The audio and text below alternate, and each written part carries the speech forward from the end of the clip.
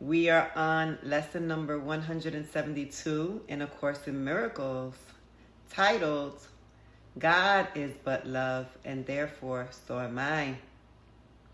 God is but love, and therefore so am I. Lesson 153. In my defenselessness, my safety lies. God is but love, and therefore so am I. Lesson 154.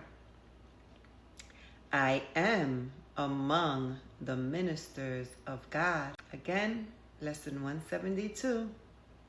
God is but love, and therefore so am I.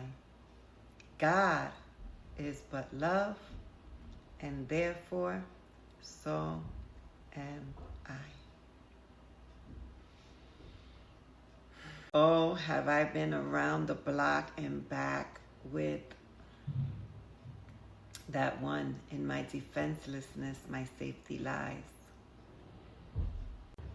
And I still probably don't know the full meaning, honestly. But I do know when I took things from a perspective of not having to defend myself, of showing up with ears just to listen, showing up in a place of this is not an attack situation, that I can invite love in. I can ask the Holy Spirit to be there.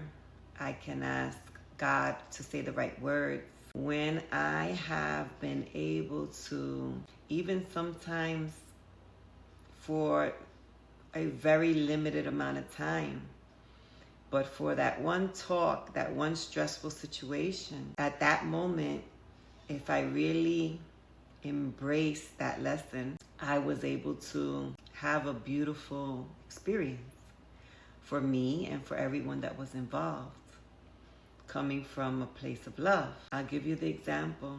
There was a time where a relative was I really felt like I was being attacked, that I was being made a criminal when I know there was no criminal intent in my mind. And I felt like there's something about being tag teamed. I don't know what that's about in my life right now, but when it's 2 against 1, that bothers me. So I didn't feel like it was a 2 against 1 situation.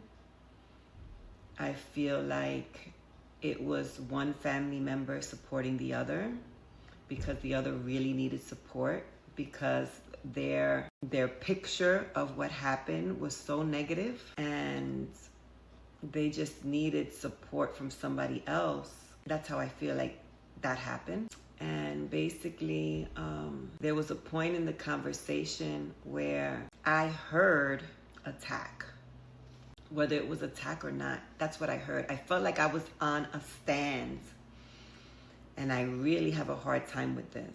When I feel like somehow I'm in court and like, where you're on the stand and they're like accusing you of things and they don't want to listen and they don't want to, and there's something that they're making you guilty for when you know nothing that you did had any malintent. And if you did do something wrong, you weren't aware of it.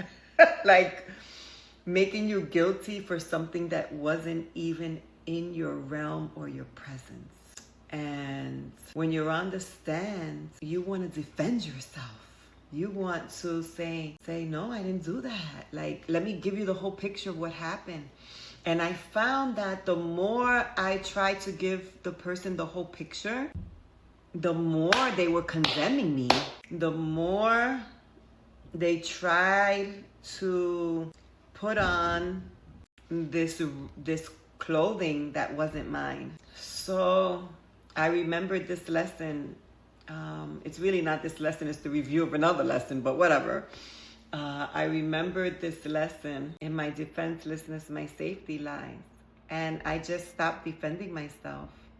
I didn't defend myself. I just listen. And then when I listened and I responded from a place of honesty, love, without any fear of feeling like I needed to defend, there was a little open window of peace.